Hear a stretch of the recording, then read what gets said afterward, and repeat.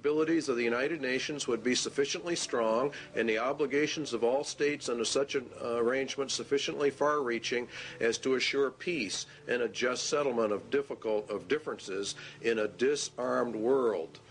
They're going to use the United Nations to keep the peace. In other words, a world government, which is exactly what Daniel talked about and Jesus talked about, and it is very deadly.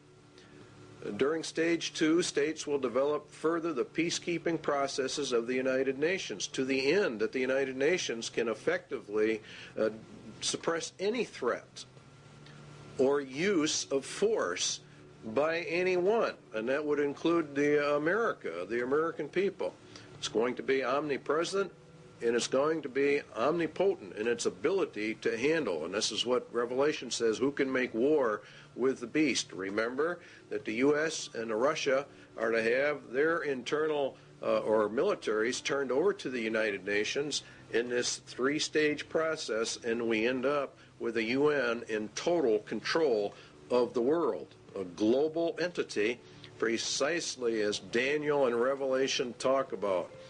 It's and Jeremiah and Isaiah refer to it as, of course, Babylon.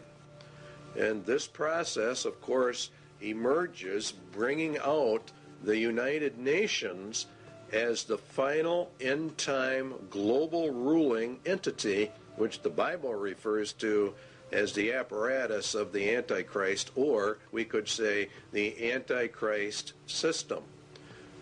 And that is why it sits in New York City, the big city. On the wall in the Security Council is the phoenix. That picture you're looking at right there is in reality the phoenix bird, which is to grow up out of the old world order. America is to be patrolled by Russian, Belgian, Irish, and Colombian and Venezuelan troops under this plan. UN troops are already on U.S. soil, and it won't be very long before these sites that you're seeing right here are going to be very commonplace in the United States. And if the American citizens resist, they are simply going to be liquidated according to the Bible. This power will come to pass. They've laid their plans well, and God has ordained it and allowed it, and is allowing it to happen. And so it's, in reality, here in America, it's a judgment against the United States. There are many books written about a United Nations peace force, so this is not anything we're making up. They come in under the UN Charter. And the last part of it, this principle of non-interfering in a nation shall not prejudice the application of enforcement measures under Chapter 7. In other words, the United Nations claims that it doesn't really want to get involved in internal national affairs, but the opposite is in reality the truth. Chapter 7 deals with action with respect to threats of the peace, breaches of the peace, or acts of aggression. And it's the Security Council itself that determines the existence of a threat, breach, or act of aggression. And it can even walk in under the threat, or it's a possibility that we might have problems. And they determine the existence of any threat to the peace. So they can come in, if they choose to, on very fragile grounds, which is exactly what they did in Somalia. Should the Security Council consider that measures provided in 41, which are more economic,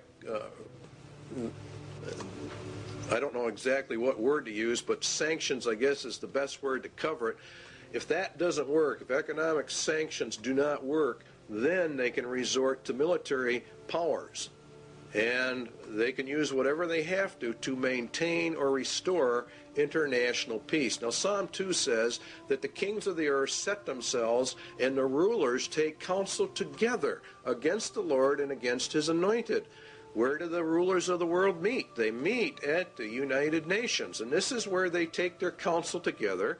And the United Nations is, according to the Bible, anti-Christ, anti-God to its very core. It is, in fact, the substitute for God and Christ on planet Earth. They intend to take it for themselves.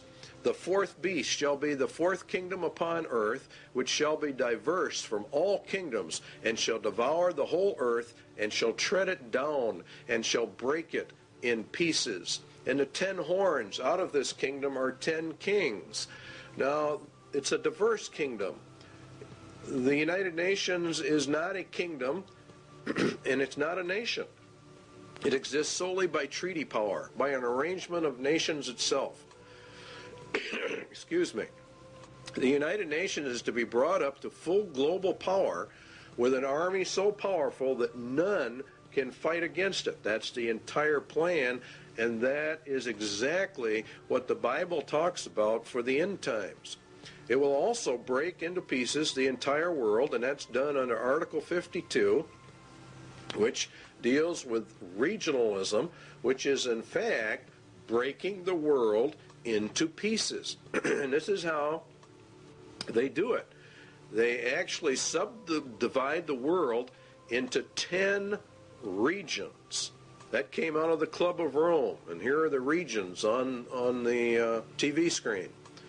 Region 1, of course, is North America, and it's Region 1 by virtue of the fact that North America, and particularly the United States, is the primary power behind the United Nations, enabling this to happen.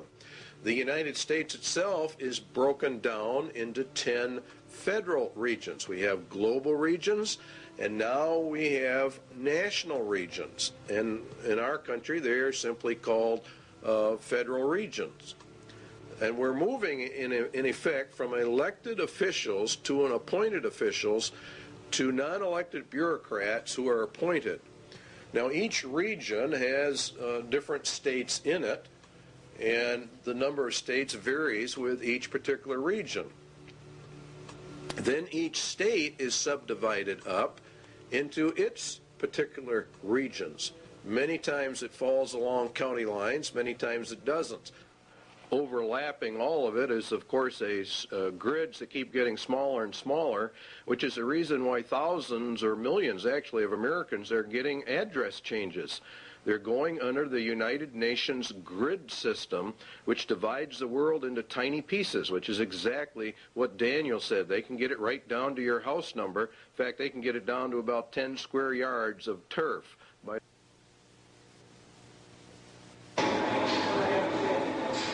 Recently, NASA's Landsat 4 satellite, shown here just before its trip into space, was launched from the Western Test Range by a Delta rocket.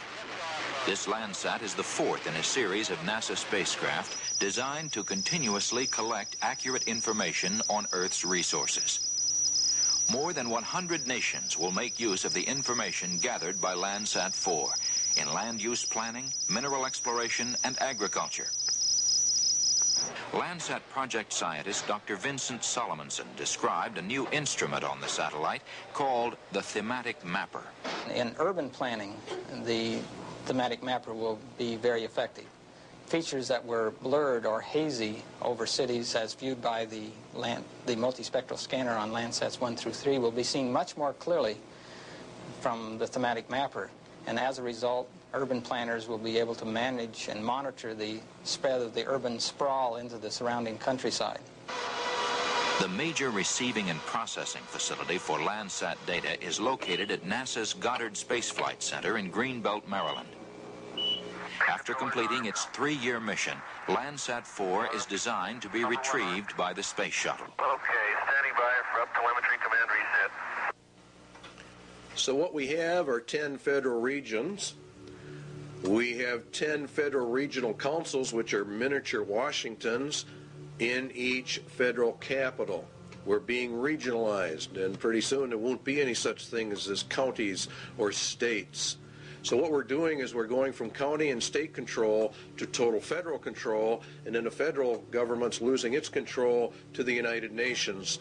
This is globalism. This leads to the federalization of our police or the security forces within the United States. And this is really in total violation of the constitutional implications, but they're not paying any attention to the Constitution. The internal security forces are not your peacekeeping, UN peacekeeping troops. Peace